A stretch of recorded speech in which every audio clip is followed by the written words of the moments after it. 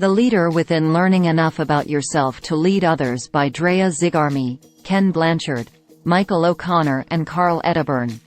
Hi everyone. Today I am going to review the book, The Leader Within: Learning Enough About Yourself to Lead Others by Drea Zigarmi, Ken Blanchard, Michael O'Connor and Carl Edeburn. The Art of Impossible. How leaders change. Too many managers attempt to do their jobs without understanding themselves or knowing how their coworkers view them. Time after time, surveys reveal a huge gap between managers' self-perceptions and the views of their colleagues, subordinates and superiors. Working on surface behaviors won't help you to close it. Instead, true change begins in your core self and works its way through the several layers of your personality. Ultimately, it manifests itself in your behavior. In other words, your actions result from who you really are. They are not a costume you put on each morning. We believe that those who are being led deserve better. Organizations will not prosper, change and grow if better leadership is not forthcoming. Developing greater self-awareness and transforming yourself into a more integrated and effective leader is uncomfortable. Most people prefer to avoid the pain of change. Even after starting the process of growth, they often revert to familiar patterns. However, if you are truly determined to break through, and to lead with purpose and vision, you'll keep sailing against the headwinds toward your goals. Success in business arises from your character and that of your team. As you change, your interactions with customers will matter to you because you wish to serve them well. Profits will stop being ends in themselves. In the long run, making a profit and treating people humanely are not mutually exclusive. Fortunately, time-tested tools and models can help you take the difficult journey to self-knowledge and growth. You'll move more quickly by learning from others' experiences than from trial-and-error experimentation on your own. The 5 layers of personality. Your actions are functions of who you are on the inside. Subconscious: you are not aware of this aspect of self. Disposition. This layer consists of wired and acquired preferences. That is, both heredity and environment help form it. It includes your life experience and preferred response patterns. Values. Values can either be programmed or developed, inherent almost from birth or acquired as you mature. They are your beliefs about which means and ends you find both personally preferable and socially significant. Persona. This is the self you wish to present to others. It includes both who you have been and who you would like to be. Leadership skin. This is the outward behavior that others can observe. Of course, leadership is only one of the contexts in which you act, but all your actions are either in harmony or conflict with the rest of your life. Most people act differently when they interact one-on-one than they do in groups or organizations. Who you are, inside, governs, to a large extent, how you act and react, outside. When something provokes you to act, the choices you make about your responses will be rooted in your feelings either of strength and purpose, or fear and anxiety. When you act according to your personal goals and ends, you are operating in the positive mode. When you act out of fear or self-doubt, you are operating in the negative mode. The choice between goals or fears takes place in the dispositional layer, while the choice between ends or self-doubt occurs in the values layer. Leaders spend a great deal of time shaping the behavior of others, but they appear unwilling or unable to change their own. Personality is not static. It evolves through a lifetime of experiences and changes according to present circumstances. Through your behavior, you express the current state of your personality. The way others respond to your leadership can give you insight into their personalities. Using DISC to understand personality. Psychologists have various ways to categorize personality types. The DISC system is particularly useful for businesses and managers. Each letter in the acronym stands for a personality tendency. D. Directive, or dominant. D types enjoy challenges and like to be in control. They are hardworking, confident, competitive and results-oriented. They are big-picture thinkers and prefer to delegate small tasks to others. They insist on doing things their way. They don't like rules or supervision. They can be impatient and stubborn. I, interactive, or socializing. I types focus on relationships rather than tasks. They want to be liked. They are perceptive about group dynamics, and enjoy giving and receiving support and affirmation. They are optimistic, energetic and talkative, and tend to make decisions based on their gut feelings, sometimes without enough data. S, stable, or steady. S-types are calm and focused. They stick with tasks until they finish them. Although they are not overtly emotional, they are loyal and build long-term relationships. They evaluate all the options when they make decisions and are reluctant to change past practices. Extreme S-types can be stuck in their ways and passive. C, cautious, or conscientious. C-types are introverted and task-oriented. They like to approach problems logically and believe that emotion can get in the way of finding a solution. They are perfectionists, and they value competence and orderliness. Once they've gathered data and come to a conclusion, they may resent it if you challenge them.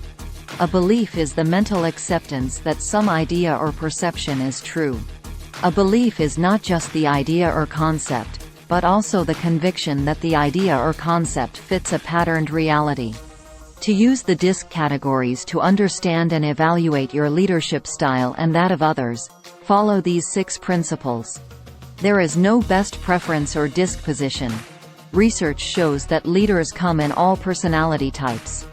The demands of a specific situation are what's important. All people are motivated by their needs, goals and fears. You may not be able to control what happens to you, but you can control your reactions. Recognize whether you are acting negatively, out of fear, or positively, to reach a goal, especially because your fear-based responses can create conflicts between you and other personality types. 85% of the population demonstrate more than one DISC preference or DISC position. Hardly anyone is purely one DISC type. Most people are a combination, although they usually have a primary and secondary mode. 2 preferences cannot, at any one time, be equally strong under pressure. This is the source of inner conflict. For example, if you are primarily a D, and secondarily an I, you may need to make a choice between getting results and keeping everyone happy. You may not be able to satisfy both basic needs at once. Negotiating such a dilemma requires self-understanding and realistic choices. Each personal preference has its own inherent strengths or limitations and, therefore, still undeveloped potentials. Your personality type does not limit you. Understanding yourself and your alternatives enables you to become adaptable, and to choose behavior that is outside your usual range and preference when necessary. People can become more versatile. Other preferences can be developed. As you learn unfamiliar ways of thinking and behaving, you will gain an appreciation of the diversity of human personality. You also will be able to change behaviors that are dysfunctional or no longer appropriate. We don't see things as they are. We see them as we are. Anais Nin. You probably learned the golden rule as a child. Do unto others as you would have them do unto you.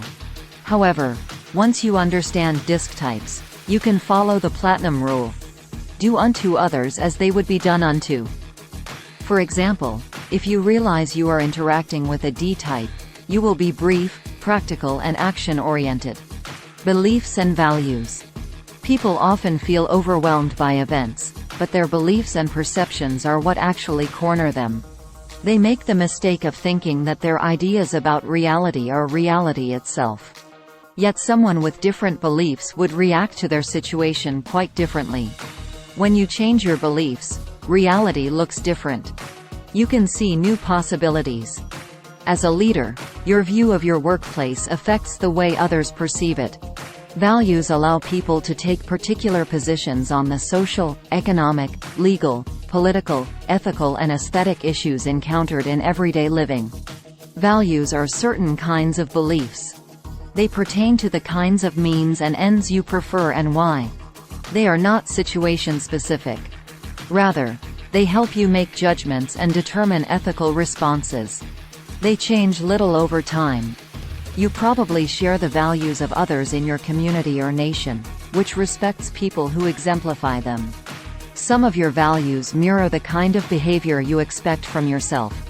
Others reflect the kind of society you envision. So, for example, peace of mind is a personal value. World peace is a social value. When you fail to act according to your social or personal values, you may feel inadequate or ashamed. The persona. People seek ways to feel competent, so they can feel good about themselves. They value their successes and hate their failures. You naturally behave in ways that display your perceived strengths and hide your perceived weaknesses. The difference between leaders and followers is both psychic and behavioral. This difference does not imply that one is better than the other. Your persona is fairly consistent over time, but it evolves as you adapt to circumstances and absorb new successes and failures. The roles you play in life strongly influence your persona. You have a healthy persona when your roles are consistent with your core needs and values. A good balance enables you to help others find their own healthy, positive personas. Situational behavior. Many people think they must choose between leading and managing, and that certain behavior patterns work better in certain roles. However, workplaces need both leaders and managers. Others give you the right to lead them because they believe you have the expertise to help achieve the organization's outcomes. Current thinking says that leaders behave differently from managers. Managers, the idea goes, focus on structure and control. They are analytical, rule-oriented and orderly. Leaders provide vision. They are experimental, unstructured and emotional. However, these are stereotypes. Most people have both leadership and managerial traits, resulting in different styles, corporate cultures and degrees of effectiveness.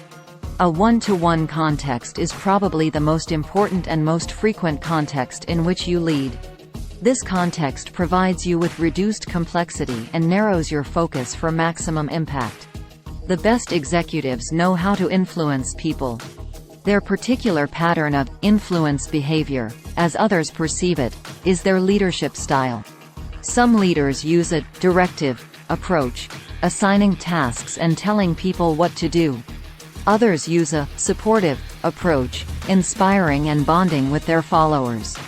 Coaches are both directive and supportive, while delegators are neither directive nor supportive. They distribute work to others. The vision thing. Your vision is the image of your goal you carry in your mind. It reveals your values and beliefs. A compelling vision motivates you and inspires those around you. Write down your vision to keep everyone focused and united. Without a vision or dream that is bigger than yourself, you are more likely to serve only yourself. Create a purpose statement, which differs from a mission statement. The purpose statement explains your company, division or department's reason for being. It aligns your daily work with your goals and your customers' needs. Purpose statements should not be sterile documents. The best convey the life and energy of real people. They express the organization's values and inspire the behaviors it needs for success. Character is about doing good rather than harm to others, whether the harm is intentional or not. Leaders who demonstrate such character are respected, trusted, and admired by people. To implement your purpose statement, examine your core values. Are they the ones you need for success? Next, build the values you need into yourself, your team and your organizational culture. When the right values support the right behaviors, your vision will become a natural part of your work rather than a distant dream. Individuals and groups of good character exhibit ongoing and consistent behaviors that express a humane vision, despite challenges, obstacles or temptations. They make choices that are fair and equitable to all parties. They don't profit by disadvantaging others. Takeaways. Learn to see yourself as other people see you. Don't assume that others' perceptions of you are the same as your self-perception.